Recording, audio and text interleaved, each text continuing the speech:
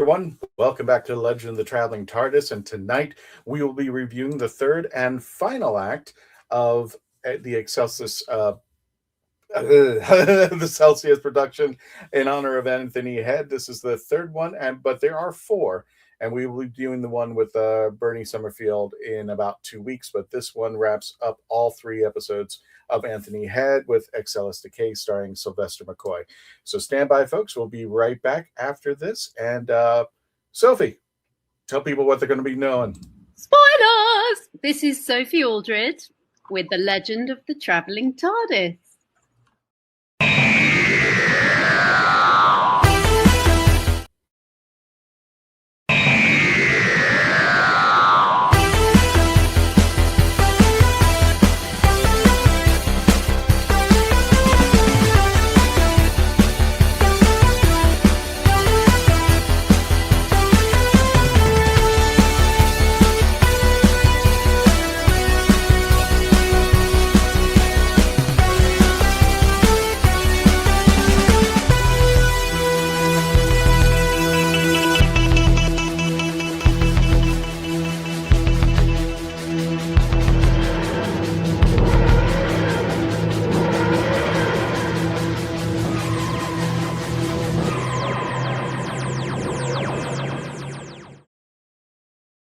And ladies and gentlemen, welcome again to The Legend of the Traveling TARDIS. For those of you, this is your first episode. We are actually reviewing 3 episodes. We've already done Excelis, Excelis Dawns, Excelis Rising, and today is the third and final of the 3 chapters with Anthony Head.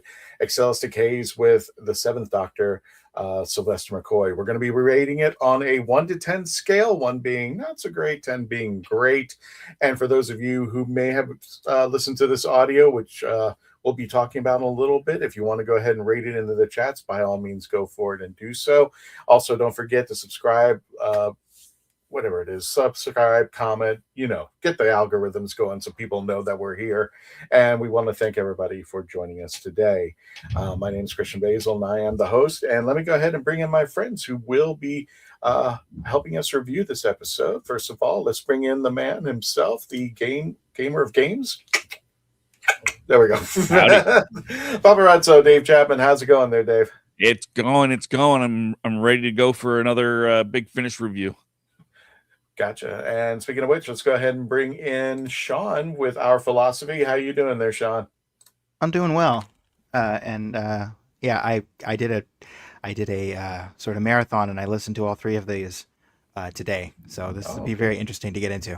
I'm gonna save you a little bit further because I want to see what your take is on for the first 2 as well.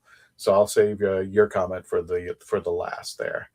Sure. And last but not least, of always, we've got the lovely Melanie Dean. How you doing there, Melanie? That's doing quite well. It's actually not raining here for once. Pooey!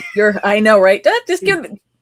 It's usually whoever it rains to, we send it to the next person. So we'll see. You can have this stuff back. I don't know. Can you hear the thunderstorms outside? As soon as not yet. As soon as I got there, it is. As soon as I got off work, it was almost like, you want to run a podcast? No, not today. So goodbye, internet. Exactly. Goodbye, internet. No, goodbye, everything. Power, internet, you name it. It was just going downhill. And it was like, for those of you who ever work from home, that's always a fun deal to deal with. At work, especially, it's just like, oh, they pay you for being here, but they pay you for not being here as well. So that's a whole other. I heard.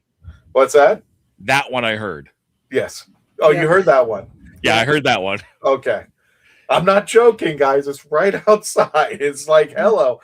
And poor little Summer, she's like, I know she'll come into this room. Eventually, she'll come into this room. That's how it works. She'll go like, "Oh, the bed. Oh, that's so comfortable over here. Oh, the couch." And like, "Nope, Dad's in there, so let me go bother him." Mm-hmm. But somebody who's not a bother, let's go ahead and bring her on here with the Who Knew News. Let's bring her in, Miss Gadget.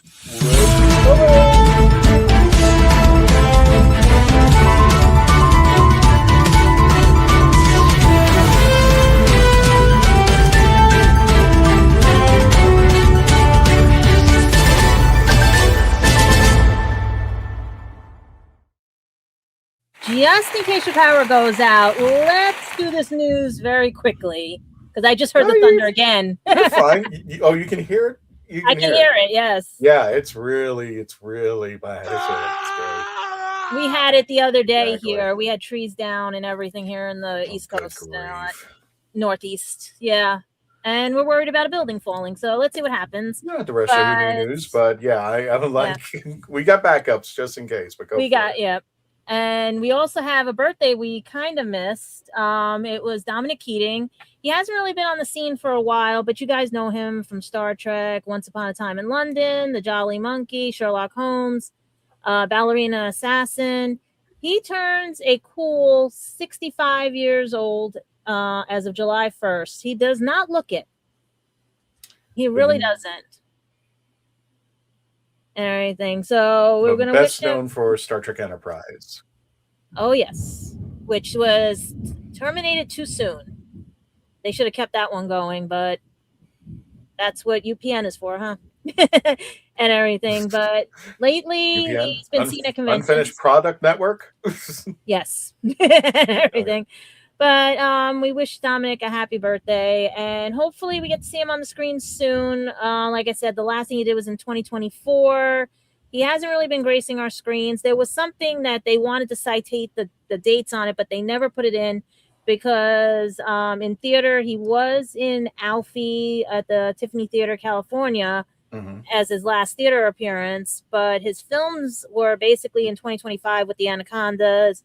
Television, he was in Phoenix as Billy Blue, and his voice work was in 2025. So really for 2026, he hasn't had anything really lined up yet, but who knows, right? Okay. And then I love this one because all of you that are going to San Diego Comic-Con, could you pick me this up? Because my friend does do pins and everything, but it seems that Titan has released their 2026 version of Doctor Who pins. Now, technically, I don't know where I put it, but I actually have the TARDIS with Zora, which is my friend at Pin Club's pin. So I want to see how it compares to my friend at Pin Club and everything. So if the next slide you have and everything shows what the TARDIS looks like, I want to compare. So if anybody can send us some, we'll be happy to see that and everything. But if you do want to catch it, it'll be at Titan Comics, July 22nd to the 26th, booth number 5537 at San Diego Comic-Con. And trust me, people already got eBay placements for it right away and stuff. Oh, and they got a dematerialization circuit in there. Yes. Oh my goodness. That's what that rocks. That's what I'm trying to tell you. These are rocking. And if you can get somebody out to California to get them and everything, all means. But let's see what happens at New York Comic-Con, because if Titan does come to New York Comic-Con, maybe they'll do the same thing. Who knows? But this is very hot. This is very hot commodity right now, especially with the Wilderness Years. And let's see. We also have, speaking of Wilderness Years and everything, we have Daphne Ashbrook, who's going to be coming and gracing conventions really soon and stuff. She'll be at the For the Love of Time and Space, the UK's fan event with Paul McGann, this 2027 coming up in February. But you also can catch her at different conventions this August at Trek Long Island, August 14th through the 16th. You can also catch her at the Pandorica. Shout out to the Pandorica, October 30th to November 1st. Why, I love that date. And at the Albany Theatre, Country, UK. Tickets will be on sale. Check all dates, because due to this, subjects can change, because just like Murders in the Building, Only Murders in the Building, we have some Doctor Who guests that we're canceling. And if you haven't graced your Facebook, Instagrams, or anything, you missed Jodie wearing a, judge's wig and everything for because they have now given us the plot that it is the shocking murder of rival podcaster Cinda Canning is the plot of Only Murders in the Building. So I cannot wait for that to come out and see what happens. But additional stars will be added, but let's see, because it looks like a who's who of all BBC sci-fi. And also, speaking of sci-fi and everything, our own Nashuti is going to be producing a short film with co-star Niam, if I say it right, Marie Smith. Okay. And the project is called Passing Through. It's a short film described as a modern queer take on Meet Cute. It follows two strangers who meet on a train platform in December, exploring themes of grief, connection, and small interactions. And it reunites the cast from the Doctor Who special Joy to the World, and it collaborates with Track Films, Blank Canvas Pictures, and linear Pictures.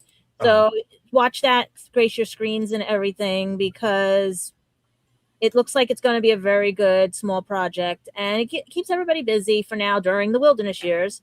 But even more wilderness everybody be mad if they don't get their tickets. And I know some people have a touchy subject about this, but John Barrowman has released all his dates, and he's encouraging people to get tickets and fly out, not to miss his show. He actually has, his My Life musical dates are September 5th in High Wycombe Swan Theater. Been there.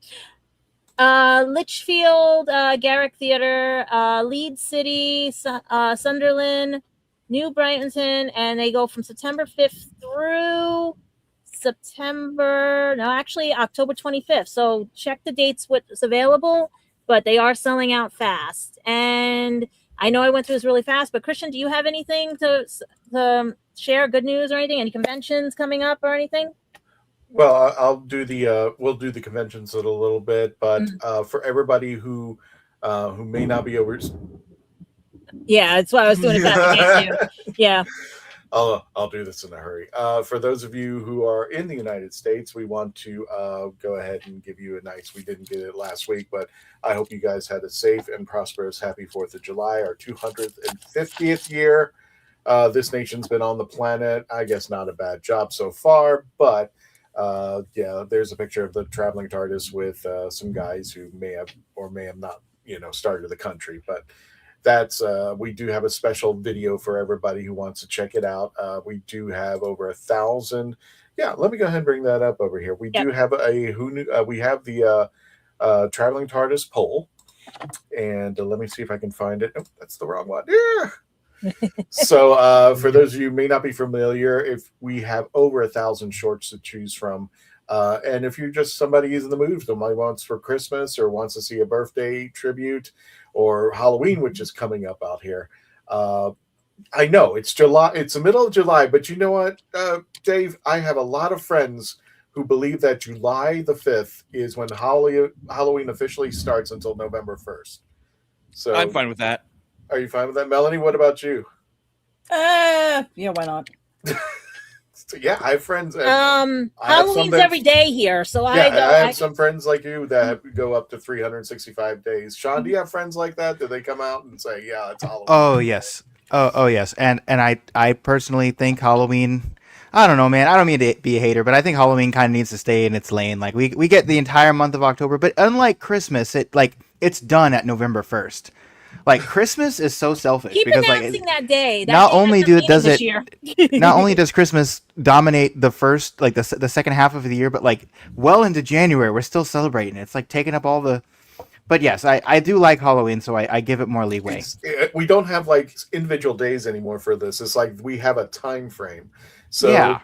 So July 4th gets all the way up until July 5th, and then July 5th it turns over to Halloween, and then Halloween, what is it? November 1st. Now it's supposedly, but we've kind of mixed it up with Thanksgiving. It's almost turkey. Go ahead, Dave. Thanks Christmas. Thank Christmas. Go ahead, Dave. Yeah. Say it. Nope. Say it, Dave. Yes. Nope. Say it, Dave. Say. I was looking for a picture of Clem. I didn't hear what you said. Oh, so I don't okay. know what to say. Just him bringing up Thanksgiving. Oh yeah, November, where it properly. It's not in November. It's in October. People. Oh, Real Thanksgiving is in October. real Thanksgiving. I'm sorry they got seasick and they had to delay it over here. So anyway, 80% of the folks who've been watching, please enjoy our shorts out there. We do have actually a special set of videos for those of you who may be into the Halloween mood. We put out a video practically every single day. There have been a couple of times I missed out, but hey, we do have videos, including these little sites that took place over at Universal Studios Islands of Adventure. And I had just noticed that they had moved, Melanie, they moved the Halloween shop. What? They moved the Halloween shop. It's no longer, if you go to, I think it's, what was it, the Lost Continent? It's right before you get into the Lost Continent. It's that area that used to be where the Sinbad show was. Okay. Right up there was a Halloween store. They had to, I think they're refurbishing the area because I think they're extending out the Harry Potter area into that. So they moved the Halloween store, and I like where it is. It's at the main entrance. I wouldn't say the main entrance, but it's at the entrance, like the Main Street USA. But where the Christmas store is at, it's on the opposite side. The only thing I don't like, it's outside.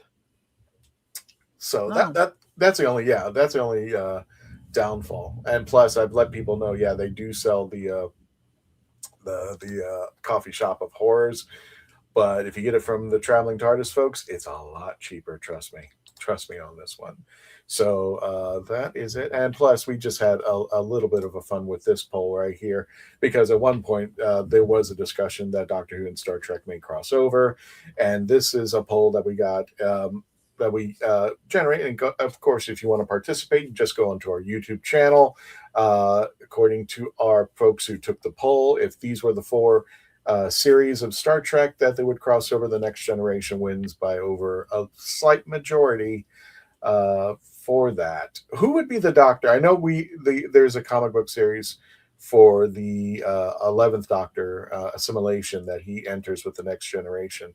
But Dave, who else do you think would cross over really well with the Next Generation? I mean, not with Next Generation specifically. Oh, I mean, is there another crossover? You're like this. I would rather have Deep Space Nine. I'm in that 10%. Yep. I would. I did. Way more fun. I was in the 10%. That's fine. That's cool. If I had to pick, it would be 9 or 8. I think Paul McGann could slide in there too. Oh yeah. Time War Paul McGann, not movie Paul McGann. Time War Paul. Yeah. It would be up to the Dominion War, and then he would be pulled in by accident or something. Something like that, yeah. I really think all the captains would be something where you would have all the different doctors just everywhere across the gamut coming in. So that way each captain could just be like, oh no, which one are you? Yeah. Or especially like in Next Generation, Picard already has to deal with Q. So having a doctor going, oh Lord, not again. Oh no, Q and the Doctor. That's it. Yes. We're screwed. That would definitely be Q and 9 would definitely be a fun banter. That definitely would be a fun banter. So I would love to see that. But yeah, who would go into Voyager? I would say it would be the same way as with Next Gen. There's no difference between the 2 series. Gotcha. And the original series, we'd have to concede to the 3rd and 4th Doctors. Probably. Yeah, I don't see. I mean, granted, all the captains are stern in their own way, but I mean, Janeway having to deal with like a manic 11. Oh no, nope. How about Janeway in 12? He's just like pissing her off all the time. That would be fun. He's just doing one-liners. It's just like he just does something and it's just like, I turned it off or something. Yeah, I actually kind of would dig that with 12 and Janeway. Yeah, and the entire crew couldn't make it out, and 2 doctors. Oh yeah, that would be the hologram doctor and the 12th doctor. Doctor and doctor, yeah. Doctor and doctor, and yep. Oh, doctor. Why do I get a Mel Brooks theme? Yep. And speaking of which, that ends our polls. And and you're gonna let Gotcha. them know we are at 123. We're at 123K 23. subs. Woo! Thank That you, is thank you. awesome. So we are 123 ahead. We are 1,200. Well, no, 123,000 subscribers, and I how you guys showed up. Thank Love you. Thank you. Yeah. And it was only 122 last night. That's why I'm trying to see what happened. Hey, we're That- good. We're just that good. Mhm. That's Even all. in the wilderness years. Speaking of wilderness years, anything else we got in the news gadget? Just to keep tuning into my other channel because of the sort of interview I did with somebody who's helping us with the wilderness years. There might be a second interview, so keep fingers crossed. It's Dave saying how. It's now. How? Yes, It's John sir. Pertwee's birthday. Is it? Hey! Yeah. Did I just do it? figured that. I was looking at all Yeah. the reviews and everything, but it was Nice. 102, they said, right? Yeah, I believe so. Yeah. Yeah, 102. So happy birthday, John Pertwee! Since we're talking about the Third Doctor and Star Trek crossovers. Okay. So happy Yeah, the birthday, third John. Doctor is my favorite. So Yeah, he's one of my.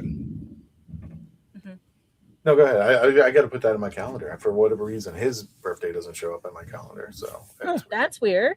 I'll have to add that in. if you see my calendar, it is. I believe it. I was just So- imagining the third Doctor going, "What were you expecting? The Enterprise with Picard at the controls, you know?" There you go. Yeah, his birthday was, it's actually today, born in 1919. Oh, he's younger than my grandfather. And we lost him the year of the TV movie. That's what was a shame. I think he Mhm. passed right May before the 20th, TV movie came out. 1996 in Connecticut. So happy birthday, happy heavenly birthday wherever you are, John. And again, for everybody who celebrated, happy 4th of July. Hope you're safe. Hope you're sticking with us because we got a review to do. And without further ado, let me get the notes up so I can track this. And let's go ahead and review. Let's get some numbers in. So Dave, let's start with you. What did you rate Decay? 6.5. 6.5. Melanie, what did you rate? Oh, geez, I hate when it does that. Melanie, what did you rate Decay? A perfect 7. A perfect 7. I'm gonna put Run in 7.0. there. Okay. Sean, what did you rate Decay? 4. Wow. Somebody's This is going just a first. review for the most recent part, right?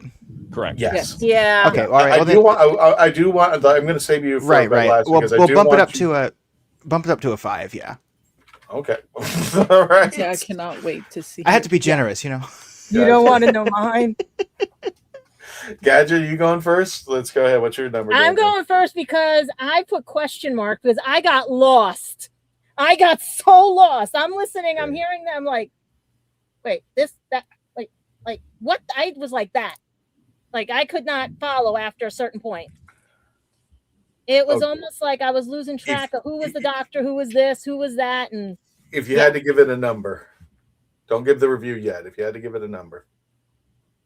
Oh, really? Okay. And this that's rare for me when I can try to figure things out. This I could not figure out. Okay. A big All righty. 0. So I'm going to have you go last because I know your review is going to be a little longer. We're going to ask about the first 2 episodes as well. Dave, I think we're going to a commercial break. When we return, we're going to be doing our review of Excelsis Decays, starring Sylvester McCoy and Anthony Head. When we return, please continue to stay logged on, tune in, and what we got to officially close the Who Knew News. Here we go.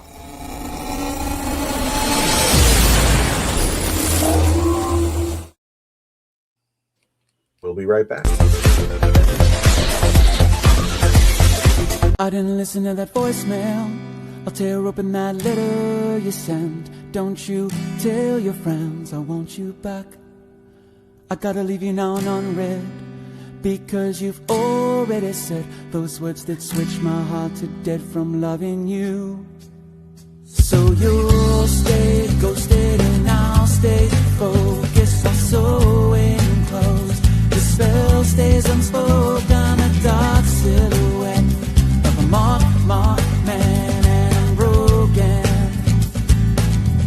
Right down, I didn't listen to that voice voicemail or TikTok that story you send. Don't you reel me in to get me back. I'm gonna leave you. I'm author Mark Muncy, And I'm author Erica Lance. and this is Eerie Travels.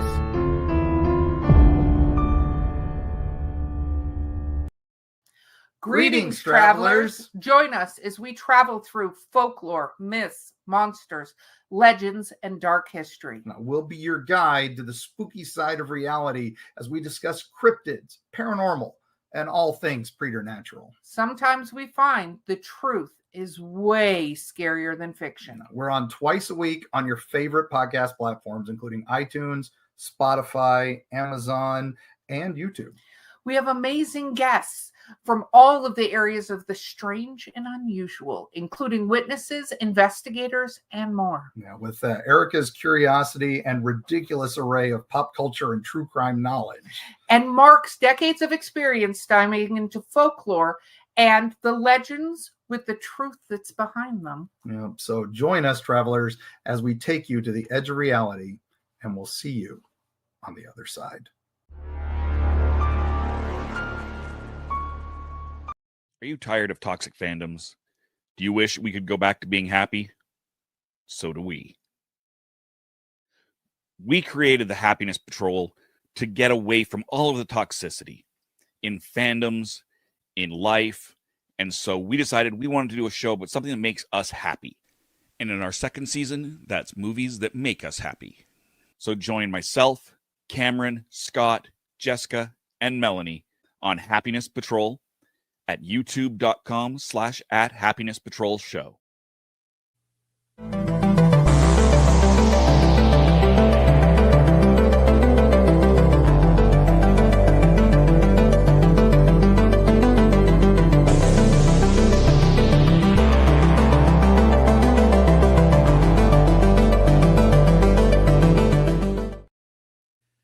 So what's your favorite Western? Is it this one or maybe one of these? Is it a revisionist Western, an anti-Western, or maybe it's an all-time classic? Whether your favorite Western is in black and white, vibrant Technicolor, a spaghetti Western, a neo-Western, a comedy, or maybe it's only really Western in spirit. Whatever it is, this is the podcast dedicated to determining the top 100 Westerns of all time. Every second Monday on YouTube, Spotify, and Apple Podcasts. It's Horses on Film.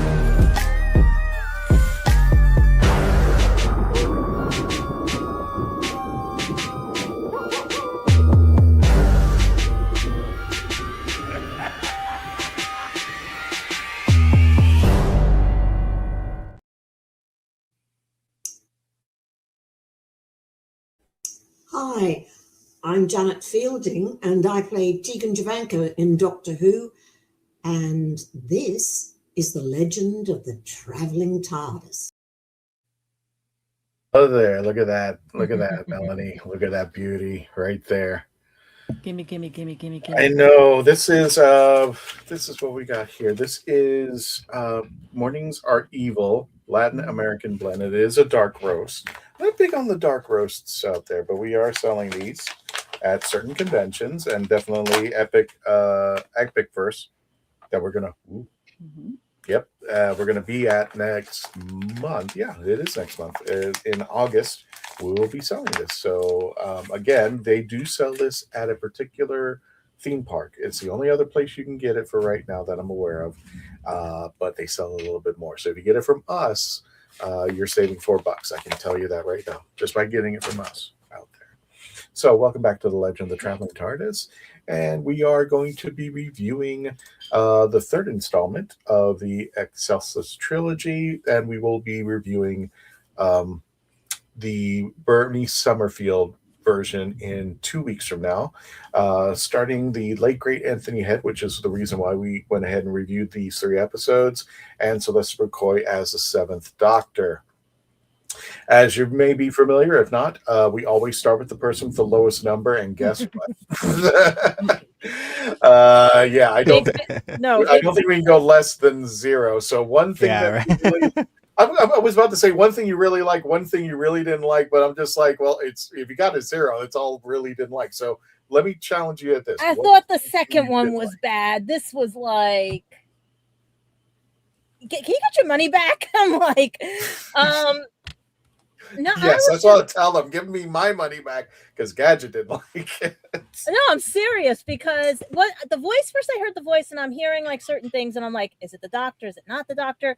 Is it Anthony? Is it? And I'm like, I am so confused. And then the political views of everything, the changing a history to make it fit everybody's narrative or other people's narratives and everything like that. And I'm like, are we talking more political? Or are we talking mind swap? Are we talking the zombies from the beginning? So and all the, I'm like, what the heck was going on? So the safest assumption is the one thing that you really didn't like, it was confusing. Confusing was not the word because the only thing I recognized was the voice of our shepherd's dad, if that's right, from the actual series. Is that him, the voice actor? I think that was playing the commander or something that has that deep voice. His son was in with 11. I can't remember his name. No, I got to look at the cast list again. I'm sorry. Yeah, because that sounded like him a lot. So I was like, okay, at least I know that voice actor or actor and everything. So I'm like, okay, I know who that is. Sylvester kept changing his tone left and right. And I'm like, okay, are we destroying people? Are we turning them into wild husks? Are we turning them into, because they would talk about how people don't read anymore, people, and I'm like, why does this sound so familiar? And all the other, and the crazy things is that everyone wants to believe everybody else's history without knowing the real history or asking somebody what the hell is going on. And I was like, what the hell is going on? I had to stop it, pause, stop. I'm like, rewind. I'm like, I said, I thought the second one was bad. And then when I find out that he got out of the museum and all the other stuff and everything, I'm like, wait a minute. Like, I was like, and then I said, let me just, because I did listen to the last one to see if I missed something. Yeah. You know, because I didn't know when we were going to review it, but I said, let me just, in case anything happens, you know, maybe I missed something. Maybe the last episode wraps up those 3. And I'm like, no. So if you were to encompass everything about what you didn't like, we can just say it was confusing. Was there anything that you liked about this? I know you it was worse than 2. It was worse than the second. I'm like, no, Big Finish. You. No, I'm serious. It's like I usually can figure out things. It was almost like it lost the meaning of what this series was about. Because I thought, I'm going to be honest with you, I thought they were going to go like time wibbly wobbly stuff, and I'm like, that makes sense for the first one. But you had in the second one seance, and then in this one it was like he absorbed out of the wall. I'm like, I said, what? Wait, what? How can you contradicted what was in the second one? So I was like, don't do this. The Big Finish, don't do this to me. It's like, yeah, don't mess up. Well, and usually I'm pretty good, but yeah. I think you're the first 0. No, I hated it. I'm going to be on Big Finish. If you're watching, I hated it. It was not a story I could follow. Well, let me get you closer there so you can get your shot there. I won't do anything bad to Big Finish because Big Finish has some good ones like Nevs and everything else, and I could follow those. That's what I understand. I can follow Nevs. I can follow others, but this one, it literally is making me choke. Gotcha. Well, the next person who's going to follow you is going to be Paparazzo, Dave Chapman. And I told you Summer's going to be coming into my room, whether I like it or not. So she's here. I heard her. So, Where's Summer? We want to see Summer. You don't want to see my face. We want to see Summer. Yeah, well, you give the review, and I'll try to pick up some. Well, Summer is just running around all over the freaking place. Yeah, thunder. So, yeah, exactly. So, Dave, you gave it a 6.5. I did. I didn't hate it. I didn't love it. Yeah. This was just kind of unmemorable. On the that's the big dislike. It was just not memorable. I listened to it several times and I still barely remember what happened. But the big thing I didn't like is they don't really wrap up or explain the relic. We know from the first episode it's a handbag. Mm-hmm. That's the extent of what we got, and despite the fact that it is the central plot, the MacGuffin of this whole series, it had almost nothing to do with it until it did. You had to know. You couldn't just walk into this one blind and listen and understand what's going on, because there is so many callbacks to those previous episodes. Right. But they're not good callbacks. They're not callbacks. They're just, you need to know this or you're not going to get it. Gadget says this was worse than the previous episode. Do you think that this was worse?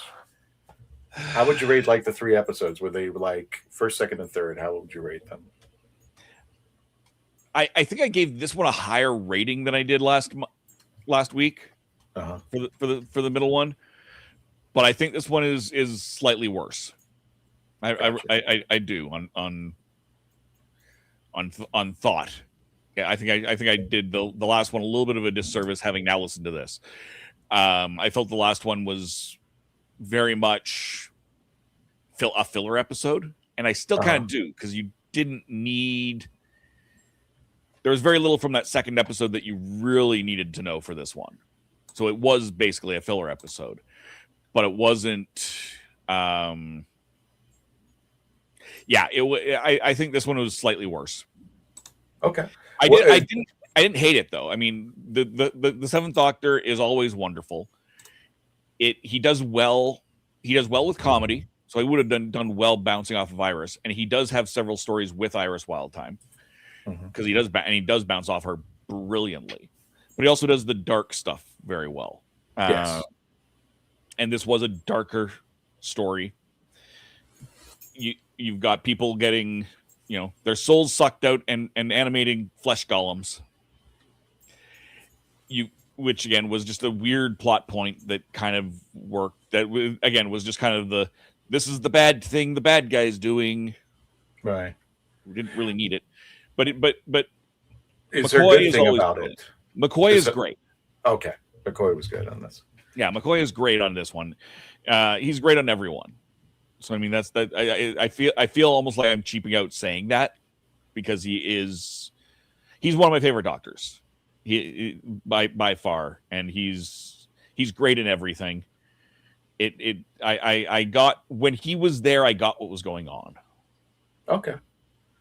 So, but I don't want to say a little biasness, but he's one of your favorite Doctors, and it's true. There's nothing wrong with him as far as being a Doctor. I just, you know what? I'm not going to say any more, because Melanie, you're up. You rated it a 7. Yes, you I went did. a little higher, and I think you're the highest of us all. So I believe so. Yeah. So okay, I clearly like this a lot better than other people. Okay. I really like this much better than our last venture. Thought Sylvester McCoy, I think he just lives and breathes in audio. It's amazing. I thought the banter between him, and now it's Lord Sutton. So we've got Vaughan. Most I can never say like the little Frenchy kind of word. He was the Reeve, we'll say, in the last one, and then now he's Lord Sutton. Really, you can, for me, Anthony had, he kind of kept changing up the characters a little bit. He kept refining it over each millennia. So here he was even more refined, but now he's a little crazy. He's gone a little bit crazy. Especially towards the end, which I really loved. I liked how the pacing was freaking phenomenal, especially between the two of them. As it gets to the catalyst towards the end, where again we're Armageddon, baby. Here we go. And just how he's like the emperor. He wants unlimited power. He's realized that he can, the little relic now, we knew that the relic was a handbag and that it can basically contained all of like heaven and hell or all this kind of stuff. And now it's got souls in it. And I'm like, okay, cool. Apparently it's got a little bit of the doctor soul, but okay, cool. But now he can take one out, and one soul can now animate 1,000 flesh golems. So that's kind of intriguing. I'm like, oh, he's got meat puppet army, and he's going to take over his planet, and he just wants war. So he's kind of gone back to being a warlord. So his, whole thing. I feel bad for saying that other good thing that I loved, absolutely adored about this one is how bloody dark the ending is. The doctor loses. Spoilers. The doctor loses. Everybody dies. This is the antithesis of the Ninth Doctor going, hey, Rose, look, just this once. Everyone lives. No, this one, everyone dies. And even when the doctor's trying to save just one more person, like he was doing back in the Pompeii days, with 10 going, okay, I'm just going to just save one. And my reference to 9 of everybody lives. He's going to grab the son that was the bastard son that, that was ignored. Okay, well, I'm going to get Matthias or whatever his name is and grab him, and I'm going to save him. But then here comes Grey Worm going, you can't go. You have to take me with you. And he loses him. So the doctor loses. The entire thing is engulfed in Armageddon, and it's dark. I'm here for that. That's really cool. No, it was. I was like, what the what? So yeah, I like that. Here's the thing, Melanie, if I could just intercede with this question. Because it was interesting. It went dark. And there's something I really wanted to bring up, but remember the TARDIS brought him there. Yes. I'm like, are you trying to punish him for some odd reason? And we also know that this is going to take place before the TV movie. We're kind of because he refitted the TARDIS, and we now know that from pictures of it, we know that's its refitting. But give me a take on that. I meant the TARDIS from that. So the TARDIS must have known what was going to happen. Well, why did the TARDIS bring him there? He ends up. So Lord Sutton kind of alludes to that when the doctor had touched the relic, a little bit of him went in there, a little bit of the soul. So the soul is going to be kind of a tenuous kind of idea. We're going to retrofit this for whatever plot armor thing we need for the story. All right, fine, fair. So that's how a little bit of the doctor got into the little handbag, our little holy handbag of Antioch here. Instead of a hand grenade. Sutton went in there mixed up, and that's when he became Lord Superior, the whole Mother Superior thing. Well, I didn't like that part of it, but that was the last one. Anyway, that's for Sean for later. Sutton says that because of the little bit of doctor in there, he ends up getting a little bit of the doctor. So he got because remember, he ends up because the second he brought up Daleks and Cybermen and Centaurans, and I'm going to fight them all. My brain just literally, I'm driving, I went, B word, what? I'm like, how do you know these things? And then even the doctor is like, how do you know this stuff? So he's got a little bit of that brain. So they kind of said that because of those connections, that's why the TARDIS gravitated him to it. Because I think the TARDIS kind of knew that, Sutton's wanting to, because is a little bit of the doctor and all that kind of stuff. And the TARDIS kind of decided, we're just going to make you fix this finally. We need to wrap this up in a nice tidy bow. But then, oops, he loses. It's the terribleness. But yeah. So yeah, and clearly I enjoyed it. Except, and I'm so bad for admitting this, but I'm gonna do it. I'm sorry, Dave. But when I realized that there was this accent that wasn't British, and I'm like, wait a minute, that's the show's favorite Canadian Yi Ji So. Yep. I didn't like his performance.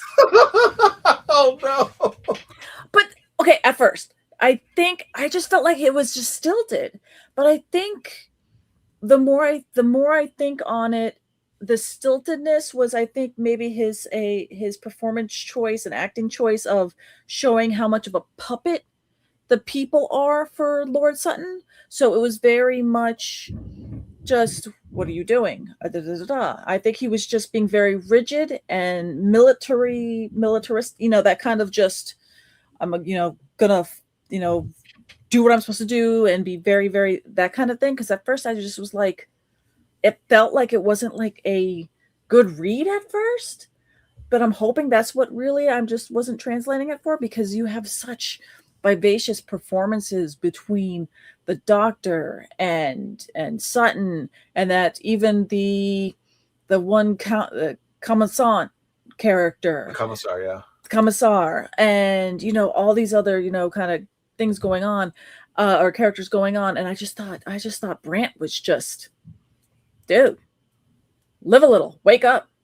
Like, okay, we'll go ahead and I thought it was like just such a bad read at first. I'm like, no, this makes no sense. We know Yiji is amazing. What the heck? These must be choices he's doing. Well, no, you know what? I thought of it, and I was looking at the year. Maybe it was around COVID, but it wasn't. It was like almost 25 years ago. 2002. 2002 that this came out. So it was back then. I think the powers that be just basically told Yiji, read this and we'll make it work. That's how I felt. And it was just like what you said. It was so disconnected. And this is not a fault on Yiji, because he did real time with the Sixth Doctor. And that performance was so awesome. And I just felt like he was so disconnected somehow. It just felt like he, everybody else was reading a script in the room and he was just told, we'll just record your bit and throw it in there. Yeah, it almost felt cold. It's not against Yiji. No, it just felt I don't know if it was just the recording of it. It felt like a cold read, but that's what I'm kind of hoping, that maybe in retrospect, I'm just thinking maybe that was a performance choice of being very cold, clinical, just I'm following orders, I'm a puppet, I'm not thinking, I'm an automaton to the war machine, that kind of thing. But anyway, that was a bad thing I didn't like about it. So yeah, I'll shut up now. Oh, you're fine. John, I promise we'll get to you, and we want to review your take on Dawns and Rising. But let me go ahead and throw my little ditty in there. And sure.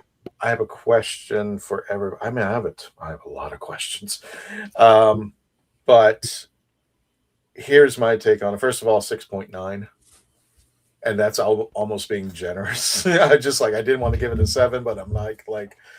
I didn't want to give it a bad rating, but I'm like, I'm not going to put it all the way up to 7. There's no way.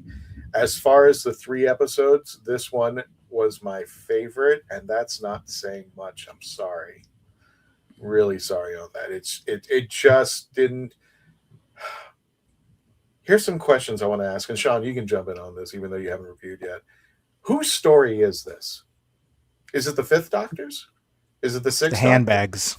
Is it Iris's? Is it Iris's? Because she caused it. She caused it, but I mean, she's not there for the next 2 stories. And I really think it's or is it Lord Greyvorn? I think it's Greyvorn's.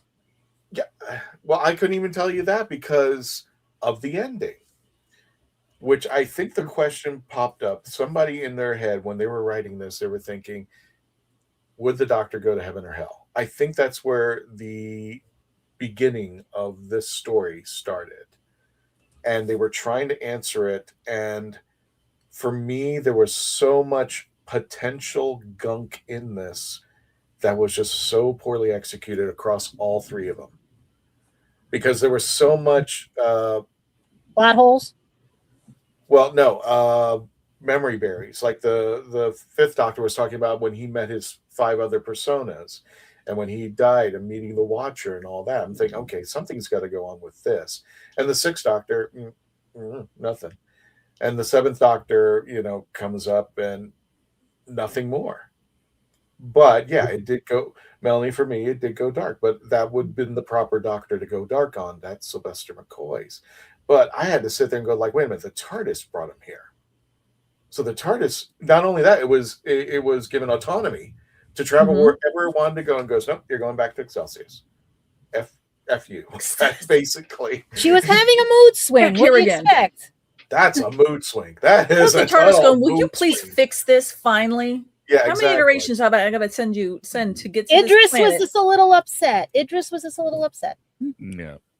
What I think should have happened is not only do I, when I think things are bad, but I like to come up with ideas of, how I would go in there and correct it. I think this should have been 4 episodes. I think it should have been 5, 6, 7, all 3 of them. And Iris should have came back. And if they were going to focus on that question, if the doctor would go to heaven or hell, I would really wanted to have seen those 3 go have that discussion together. Since we're talking about the afterlife, where would he go? I would have said jump in the TARDIS, get the handbag away from her, and bury it somewhere. And I would have loved to seen Iris come back to kind of balance out the darkness that was about to take place, and give it a little more humor, so that when we got finally to that final scene of the 7th Doctor, really just gut-wrenching, and then he asks himself the question that he finally lost. I think, what was it? I think the first time ever mention of the Doctor's soul is the TV movie. And I think people were questioning that at one point, that the Doctor had a soul. And that was just a little odd for people to handle. I think it was the TV movie they brought it back in, but it was mentioned here in this series. And I think we even asked ourselves, does the Doctor have a soul? And I think that was an episode that we first did in the first year that we got together. But I think there was so much built in there that could potentially done. I'm almost saying that each one of them should have their own box set leading up to the finale, which should have had all 3 Doctors, Iris Wildtime, and the final confrontation with Grayvorn. Sorry, Grayvorn. That it should have been the final confrontation, and I think Iris should have been there when the Doctor was at his lowest, and we should have had that good man going to war type deal where she walks up to him and goes, you know what, maybe you're not the greatest person, maybe you're not a hero, but you're doing what you're, some kind of relief to the 7th Doctor instead of just leaving him in a lurch. I think Iris should have been there to bail him out and say something to balance out that, so that the question remains open. I do like the ending where it did have the question of it left up to the viewer. Do you think the Doctor should go to heaven or hell? With everything that he has seen and everything that he's gone through, does he have that right to be in one place or the other?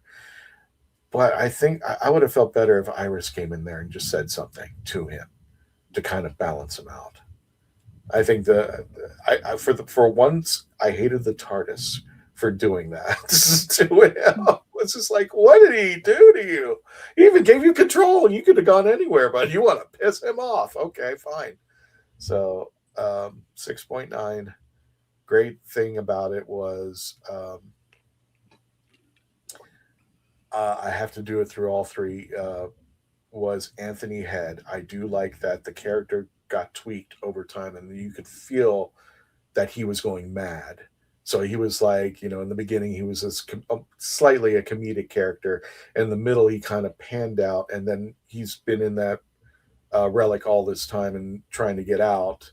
So he's going mad, and you could hear the madness in him when we finally get to the last episode. So that would, I think, it wasn't that the Doctors were bad. It was just like, I don't think they were given enough time. And plus, there was so much potential that it felt like 90 minutes was not enough for each episode. It should have been longer. The resolutions for some things, like, oh, he's the Doctor. Oh, he knows better. Oh, he's been here before, were kind of like just acceptable. Like, okay, he's going to help us. I'm like, what? You just found him in the museum. Like, all of a sudden he's going to help you solve a crime? I guess. I mean, like, well, no. Maybe this planet's a little gullible, but and I think I'm being generous by saying 6.9. But this is not anything against any of the 3 Doctors, e.g. Anthony Head. It's just that I think they did the best with what they had, and there was nothing else they could do with it. It was great acting. It wasn't that great writing, but they did their best. That's what is, in my opinion, is that. So without further ado, let's go ahead and bring in Sean. I'll give you the floor, my friend, because you got 3 episodes kind of to review. So go for it. Yeah, and thank you. And I'm not going to go through all 3 of them. I'll spend a little bit of time on the most recent one. But sure. Before that, just summing up, essentially, if you during 2021, I believe, was it 2021 we got Flux, the series 13 run of episodes? Sounds about right. If you were present during that time in the fandom and you watched those episodes, a lot of people experienced this sort of really weird feeling when they were watching those, which is like, I just watched an episode of television and a story happened and I could tell you about the story, but it's like my brain was resistant to the story going in because the extent to which I did not care about what was happening was so intense that I almost couldn't tell you about what happened. Yes. And I very much felt this when watching this. And keep in mind a few things. So if you don't know, I am a very strong Classic Who fan. I listen to audio only productions quite a bit. And I was listening to this at 1.5 times speed. So even with all those factors in play, some of it was probably because it was just confusing. And sometimes I do have ADHD, so my mind can wander. But like I said, I listen to audio content a lot, so this is not new for me. But it's just the same problem I had during Flux. And the problem with Flux, if you don't know, was that there was supposed to originally be another episode. This was written during the pandemic, and Chris Chibnall, during 2021, had to condense this story. And what ended up happening was everything that was supposed to happen in Flux kind of happened, but there was no time to care about anything. It's like as soon as you started to care about one thing, something else started, and it's like, yes. I feel like I'm eating a meal with like where you took like all the spices out of it. It's like I'm eating it, it's definitely a meal, but it's like there's no there. And when I'm watching these first 2, like, okay, I'm getting it. Some of the time it's like, all right, I should think, I had to stop and think of like, oh, right. Okay, so that's referencing that other thing. You had characters coming in, you had things, as Dave mentioned, that never really got wrapped up from various, and that wasn't even just a problem with the most recent one. But in these first 2 especially, I just felt like, okay, I know what's going on, I'm following the story, but part of the time, the reason I'm not is just because I cannot bring myself to care about that. And I think that's just bad writing. I think, honestly, you could have had all these things, and Dave kind of alluded to this too. I think you could have had a lot of these things pay off. It's just, you have to have some central thread. It's like Christian said, there's not really like whose story is this? You need a main character who's experiencing these things. And usually it's the doctor or the companion, but the companion was absent for 2 of the episodes, and it was 3 different doctors, and there's not really a solid through line. And I just feel like you have no surrogate for the audience to experience these things, and they're just like shooting Nerf darts at your head, and they're just bouncing off as they're trying to fire all these ideas rapidly at you very, very quickly. And I think the second one had kind of a peak for me because I liked the ending. I liked the idea of him sort of giving up his life and almost like becoming a ghost in the walls, and them talking about that, and him kind of his desire to keep living kind of driving him on as he's waiting for another person to victimize. That was kind of cool. Mm-hmm. But then we get to the third part, and it's like, okay, so we're jumping again. So now I have to do another time jump and another different doctor. And I love all these doctors. I really like the second one because the 6th Doctor, I think, is the best audio doctor by far. Like, I love the 6th Doctor's Big Finish stories. His have always been my favorite. But we get to the third part, and we've got all these things. We got the thing with the handbag. We got the thing, with all this weird stuff going on with the people and the disappearances, and the companion who had all this weird connection to his lives. That never really got resolved either. But I was a little bit interested when we got to the third one because we've got very strong 1984 vibes at the beginning of the third episode of this most current episode, because we've got the proletariat, we've got the inner party, we've got kind of the Ministry of Truth thing going on where it's like, oh, no.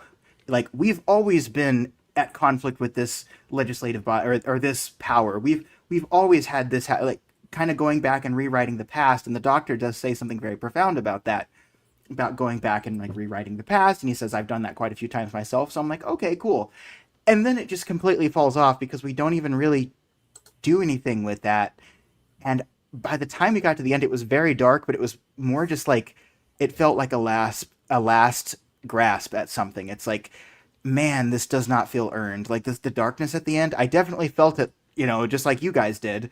But I was just like, this does not feel earned in the slightest. Yes. And when the doctor says, am I going to heaven or hell? I'm like, I don't care. Like, it's such a weird response to think that. But I'm like, no, I don't care. I think that was a wonderful moment, but yeah, you're right. There was nothing leading up to that moment that supported it. That's why I'm saying I think the three of them should have came back. I think that would have been a question for the three of them to try to solve together. I think it'd been cool just to have the three of them together and then Iris come in and kind of support it. But yeah, when it finally hit, it was just like it was only made strong because of Sylvester McCoy and his acting. Yes. That I think that pulled it off. But yeah, there was nothing to support him along the way to go, hey, this has happened. And right. So when we get to the end, the payoff was only because Sylvester read it. It wasn't because the story supported it, to me. Yeah, it was a tender moment of almost like vulnerability for the Seventh Doctor, which you don't get too often. I think all three of them, I mean, you have the typical out of breath Fifth Doctor, but even him, like, you can see his reaction to these things. You can see the Sixth Doctor and how he's trying to be kind of a smart aleck, and it's not working with this particular conflict because it's eluding a little bit. In the Seventh Doctor, you get that vulnerability. All the actors are bringing something to the table, but it's like, man, I'm actually a little bit of the opposite of you on this, Christian, because I feel like this could have been one story. I think they could have gotten rid of a lot of the generational things and done something. And what is the handbag? Like, I'm sorry. Like, I'm sitting here like, it's all about the handbag. What? I think they could have made this really I mean, that's a perfect Doctor Who setup. Like, there's this weird artifact that's a relic and it's a handbag, but it's just like, I feel like we almost forgot about it by the time we get to the end of it. Oh, we definitely did. So, yeah. So it's like, yeah. So that, I mean, I gave it a 4, but it's like I said, I'm not, it's just like you guys, I'm not hating on the writers or anything. I understand for some people, this kind of story really works. And granted, I did listen to it a little bit faster than it was meant to be listened to. So maybe that affected it as well. But yeah, this particular Big Finish story didn't work for me. And that's saying something because it was the Sixth Doctor one. And I usually love Sixth Doctor stories. I love Colin too. And I think it's just, like I said, we're not hating on this. It's just more that it felt... you use the dinner analogy. For me, if I were to use the dinner analogy, I would be saying, like, I'm waiting for the full course meal. I'm waiting for a steak, and I'm handed a birthday cake, and that's it. It's right, like, oh, right. Very tasty. I'm getting all the sugar rush, but I came here for a meal, and I'm not satisfied. There's some really great stuff, but I think we're looking at it the same way, where you said you would cut it down for the storyline. I'm saying if you're going to put in all this stuff with all these characters that potentially seem like they could build up, then you need to give them some breathing room. Not only that, but for them to appreciate the Doctor. They're like, Doctor walks in and goes like, well, I mean, everybody seemed to just accept the Doctor. One of my first questions was back when we were talking about Dawn's, is like, oh, okay, well, Greyborn is just okay with the Doctor. I'm like, how are these two together? That was I think, Melanie, if I'm not right, that was my first question. What are they doing together? How are they even ending up together? So I mean, yeah, that was really sudden, wasn't it? Just like they just kind of throw you into that. It's like, huh? Yeah. I mean, it happens, but it was just like, well, there's nothing. Why would he even be wasting his time with this guy? Melanie, your thoughts about what Sean said? I mean, I'm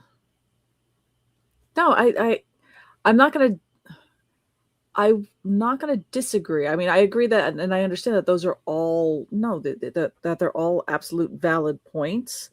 And I mean, just in a broad stroke, with everyone's kind of opinion on this one, it's like I don't want to say it's not necessarily subjective. I think I just had my bar so far low on this one where I just really, really, really wanted this to be better than the last one. And I'm like, yeah, this makes me happy. I'm excited. I like the hell out of it. And I'm jealous of sorry. you, Melanie, too, for liking it. No, I'm sorry. I interrupted you. I just talked forever. No, you're good. No, keep going. I'm just saying, I'm jealous. Like, that's what I love about this fandom, too. It's like, dude, you're never going to catch me on the internet telling people like, oh man, I don't know what you like. I wish I liked it like you liked it. I'm jealous of you. I wish for all those 3 hours I would have been like, yeah, you know, it would have been great. But anyway, sorry, go ahead. Oh no, I didn't. I hadn't said anything. So no, you're good. No, but I mean, both the points like you and Christian are both making on how some characters just kind of appeared next to one another, or how some of the flow of it. Yeah, I mean, I guess from, you know how, okay, so you know how back in school there was sometimes in some schools there was like debate teams, and you can be given a topic, and now you're like, okay, you need to debate for or against. I could absolutely make the case of saying, hey, this also is a 0, and here's why. It's that's why I think the brilliant of like our own, why we give our own rankings is because what we like about it and what we dislike about it. But yeah, I mean, even I do get like, even the ending could have been a little bit more. I mean, my goalposts are just a lot. Everybody's goalposts are just in different areas. So, okay, I can to bring up points to make my own rating a little lower. When the Doctor saves the day, and he goes somehow into the handbag of heaven and hell and says, I'm going to free you all. And Mother Superior's there. And she's like, yes, please do this. We don't know how. I'm like, they never explain what the heck he did. It's like, 1, how the hell did you get in there? 2, what did you do? I could rate that a 3. But I didn't care. He did it. Yeah. Yeah, I don't know. I don't know. And I think you made a very strong case too. Dave, what are your final thoughts on this? It's we Hashtag know gadgets. She says it sucks and move on. Yeah. Fun. I like listening to Sylvester. Hashtag I'm a happy handbag clown. heaven and hell. I like that. That's a good way to put that. The handbag. I want. Yeah, there we go. I want something like this on the TV show. I really do. I'd love to see a long-term multi-doctor progressive story but we'll never get it. The closest we got was midnight and Shooty's one where they came back to it. I forget what they call what that episode Dark was. something. Oh god. Dark something. Yeah. You know the one. Yeah. Yeah. Oh, you're gonna make me look. I love that they did that. They just went back to the same planet years and years later. I loved that. I love that concept. I love the concept behind this box set. I love, like I said, I love Iris Wildtime. I that first episode, I think I gave it an 8. I think off the top of my head. It was great because it's got Iris and she's great. And it just kept going off. It had a path, and the path just took a left turn and kept going. Yeah. Went to Albuquerque.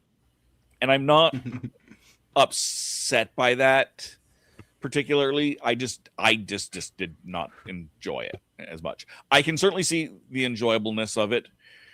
I didn't hate it by any stretch. It's not a 0 for me, but it's not my favorite. It's not my favorite Iris Wildtime story. It's not my favorite story for any of those doctors. I think Anthony Stewart Head kind of got the short end of the stick on this, because that's what brought us into this. Fair. Into this box, this set was the passing of Anthony Stewart Head. And I think they could have done so much more with him in a much stronger character and a much stronger character arc, despite the fact that we're looking at 1,000 years between each of these episodes. I think we could have, there could have just been so much more. There was so much potential that was squandered, I think. I would have loved seeing where one doctor affected the next in the next coming doctor in the next story. So something that the fifth doctor did in that episode affected the sixth doctor in that, and the sixth doctor getting a little pissy, like, I can't believe I did that. And then the sixth doctor doing something where it affects the seventh doctor, and the seventh doctor going, I can't believe I did that. They did sort of address that with them saying, I thought I left this planet in good hands. Mm-hmm. True. And now what? Yep. So they did kind of touch on that, which was a good point to it as well. Which honestly is how we're gonna find in the next Bernice Summerfield one of this saga, and how it was maybe you should have just got the handbag all along and took it with you off this planet. Yeah. Iris, get it.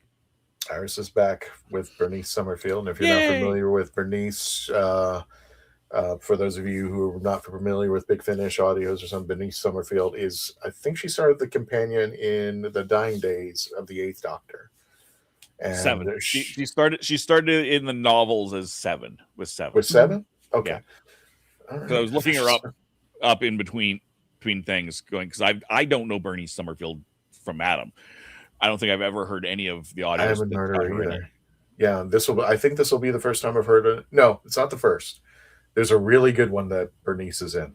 There's a really good one. It involves the Seventh Doctor and Sherlock Holmes, and it was just cool. We'll review that one. But this is going to be the fourth episode, which the Plague Herds of Excelsis, which will bring Iris Wildtime back. Very happy about that, as well as Bernice Summerfield, which is played by Lisa Bowerman. And this episode, I'm hoping, will wrap things up, or at least I just like to see Iris back. Mm-hmm. And Bernice, to see her in there. She's also an archaeologist, which is funny because just going off a side note, I think it was The Light at the End or something like that, that River Song and Bernice Summerfield come together, and they recognize that they're both archaeologists, and they actually have a tiff about that because they've been with the Doctor. But I digress. So this will be the fourth episode of the series that you can purchase. Don't buy them individually. Trust me, they're not worth it individually. But I wouldn't mind just, especially with the passing of Anthony Head, just to check it out, because he was great in this. I mean, you could tell with his character, it started off being like funny and clownish to when we finally get to this episode where you can tell that he's gone completely insane. That I think being alive, that the Doctor understands, and he does mention it, that living this long, it's not as beneficial as you would think it is. But alrighty, well, that was our review of the Excelsis Decays, and pretty much the reviews decayed on that one. So feeling bad about that. Does anybody have any last minute things before we wrap it up? Anthony Head did an amazing job for what he had. Yes. While this plot while the plot has some serious faults, and some actors maybe didn't bring the best performances, he really gave 110%. Yes. You can visualize that he was ready and understood how Big Finish audio dramas worked, and that he could perform and excel in this sphere. And I do wish he could have done more in Big Finish. I have seen that. I guess he's done other audio dramas, but with other, production companies, not within the WHOniverse. And if you can find some of those, well, I know I'm going to try looking. I think they made up for it with School Reunion. They gave him School Reunion to make up for this. So Tom says the plague herds of Excelsis. I can't say Excelsis. Acted as an epilogue, tying up loose ends from the main trilogy. So, what is it, 4 hours long? It's just like, wow. Okay, hopefully Tom is right about that. So we will be reviewing that. Janet says, sounds like the script and direction were lacking. Like I said, in my opinion, it was just, there was so much stuff in there, and they said, okay, you got 90 minutes. And I'm like, what the heck? What, They weren't even what's 90 that? minutes. They were all closer to an hour. I think the To an first hour. one was the only one. The first one was close to 90 minutes, but the rest were all closer to an hour. What was what's that line from Muppet Vision, Melanie? When You got a minute and a half. You got a minute and a half. Yeah, it's going to be a glorious 3-hour finale. You got a minute and a half. Oh, a minute and a half. Well, screw Just that. salute to all countries, but mostly Mostly America. Yeah. You got a minute and a half. Speaking of salutes, folks, just so if you've been keeping track of things, our next convention will be Epic Verse, taking place August 21st to 22nd. Just to remind people, it is a Friday. So I don't know if you need to take a day off of work or something like that, but Friday and Saturday, it is free parking, free entry on the locations off of Dog Track Road. It is a choice. But I'm hearing it's a very nice facility. This will be the first con of Epic First Fan Con, so please come out and support them. It's going to be taking August 21st and the 22nd. And if that's not enough for you, Melanie and I will be at Ancient City Con in St. Augustine, Florida, September 25th through the 27th. The Dalek Builders will be there with all the Daleks in formation, as well as the lovely Melanie, and as well as Chrissy. Melanie, Chrissy's going to be there as well. So Awesome. There you go. She's going to be. And coffee. Oh yeah, we've got coffee and barbecue sauce. So ancientcitycon.com. Get your tickets now. The World Golf Village Renaissance Resort in St. Augustine, Florida. If you have never been to St. Augustine, give yourself a few days to check out downtown and the historic ancient city sites, especially the Pirates Museum. I love the Pirates Museum. We need to plan a meetup with everybody. We do definitely got to do that. So without further ado, oh yes, I have to include this. Gallifrey gatherings. I'm sorry, this is we're not going to be there. But maybe I think Candyman's going to be there. Candyman should be there. He's doing an announcement. Guest to be announced soon. I know that they've had their first guest, so this is a little out of date, but that's going to be taking place Sunday the 15th of November. The 100 House, Norton near Ironbridge, Telford, Shropshire. Shropshire. Is that an A or an O? Gotcha. I just want to make sure I got it right. Their tickets and details are coming soon. I believe they are still doing that, but they are doing guest announcements. If you want to check it out, look up on their social media. Is there something else in here? So they've actually announced several guests. I just pulled up their Facebook page. Oh, is this from you?